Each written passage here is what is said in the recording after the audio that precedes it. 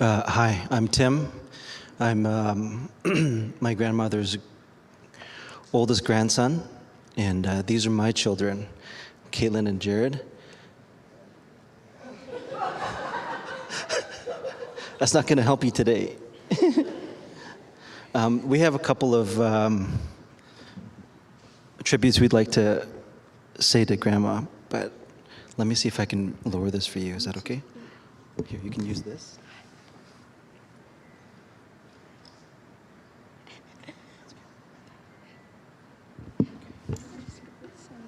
Oh, maybe.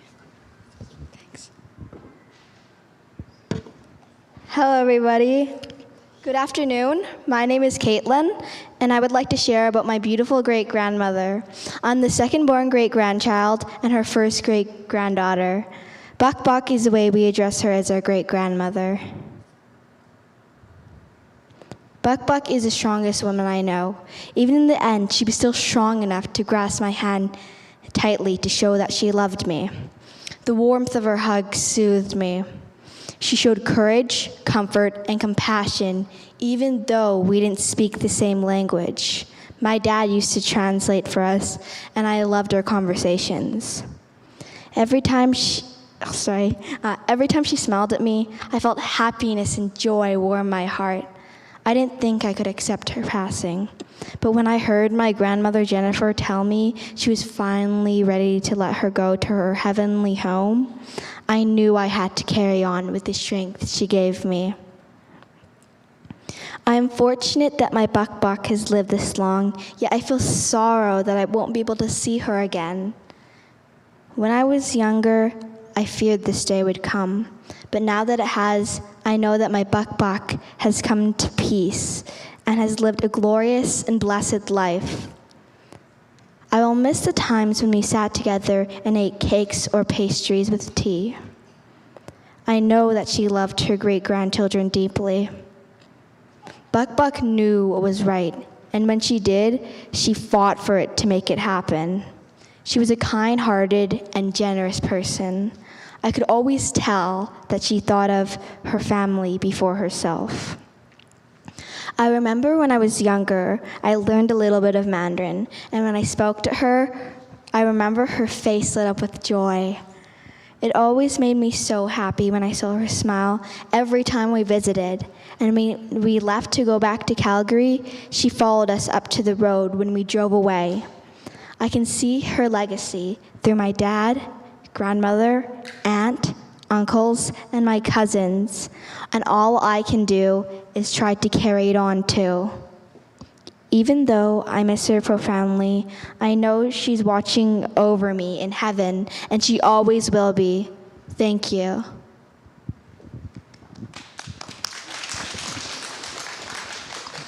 No, it's the wrong one. Thing was on here also. No, this is the same one. Okay, move. Good afternoon.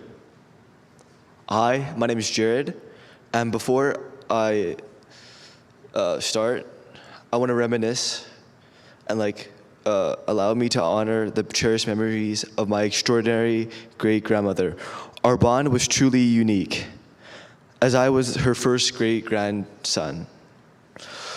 The warmth of our cheek-to-cheek hug still remains etched onto my heart as one of the most treasured moments of her and my experience together.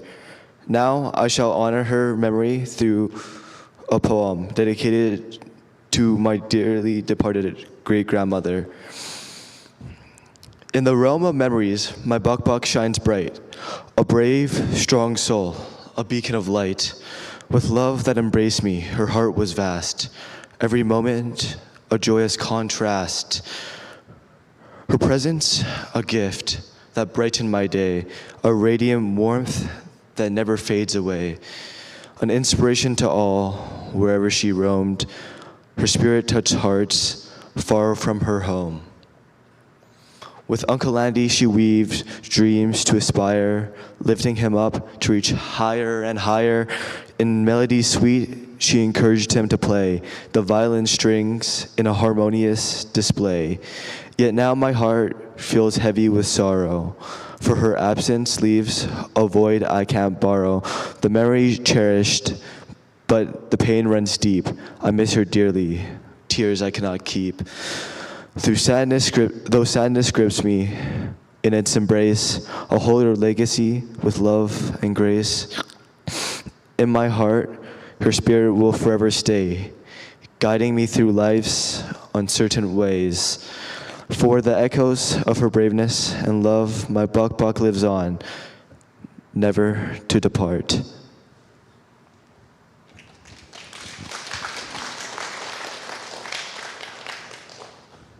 Thanks. These, when my grandmother passed away, and probably for the past 20-something years, my brothers and sisters have been worried about how I would take it, because we had a very close bond. And but she lasted so long, and partly because we like to think that it's her great-grandchildren that kept her going on. But I don't think that's completely true. I think she kept on because we needed her. She was the best of us. And, you know, you guys were worried whether I was going to be okay. I'm not okay. I'm not okay because she is the best of us. And if there's anything good in any of us here, in these great-grandchildren and her grandchildren, it's because of her. I think we're at a spot right now in our lives where we can look back and say, there is goodness in this life, and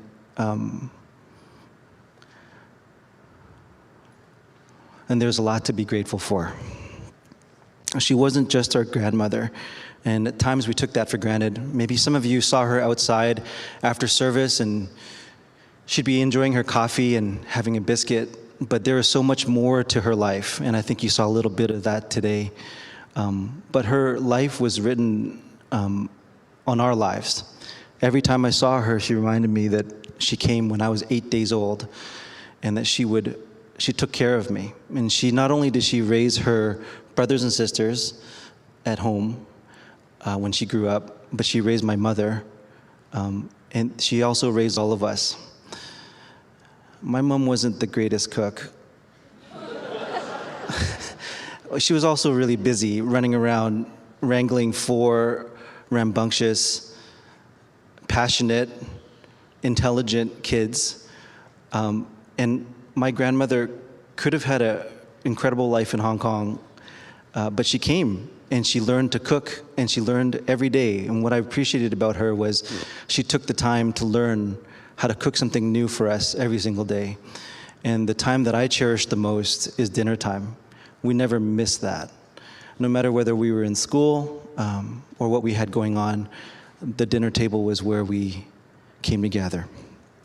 I want to share just a few lessons, and then I'm going to leave. These are things that I think she taught me, and it's not everything that she did, but things that she would remind me. She reminded me to be a peacemaker, not just a peacekeeper. She never had anything bad to say about anybody. In my angsty teen and 20s, and I had issues with the way the world worked and the weirdness of the church, I'd ask her questions about the war and whether she still held anger, and she didn't. How could you not? She always encouraged me to be a peacemaker. And that's something that I'm going to hold forever. The thing that she taught me most as well is to try hard, and I think you're going to see that in her grandchildren here. You know, she never told us that she needed us to be executives in a tech company, or high-ranking officials in the city, or a world-class Juno-nominated and winning artist trained at Juilliard. She didn't tell us she needed those things. She just inspired us. Up until the last month, she was always watching BNN and writing down her stock prices in perfect legibility, and her writing was beautiful. It was like art. I kind of wanted to take a picture of it and show you guys. The one thing that she kept trying to teach us was just to try hard. There was never any guilt, and I'm not sure I ever remember her ever being angry at us, ever. She also taught us that the truth doesn't require others to believe it. Lies do. She taught me that if it is true, then it's true. There's no need to convince anybody. She also told us that we need to choose life, and that's what we choose every day. Every day she chose to live for us. We sometimes say things like, for our families, that we would die for them. But she taught me that you shouldn't think of that way. You should choose to live for one another. And every day she woke up and chose to live for us. Whether it was getting 4 kids to school in the middle of minus 30 degree weather. She supported us when we were down. When she failed, she picked us up. When we failed in life, she bailed us out. When we succeeded, she celebrated that. Some people need jealousy and anger and desperation to fuel them. She taught us to be driven by something more than our most carnal needs.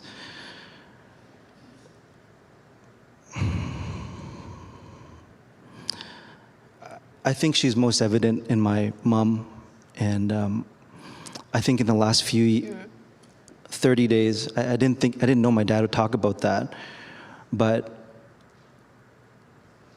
if she could, I think my mom would have put her arms in her clothes and walked her and kept her going for longer if she could. And that's probably what I would have done as well, because she taught us to try.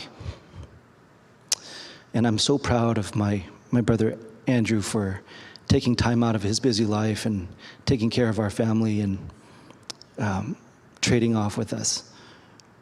That wasn't just him, that was her. She kept us going because she needed to, and we needed her.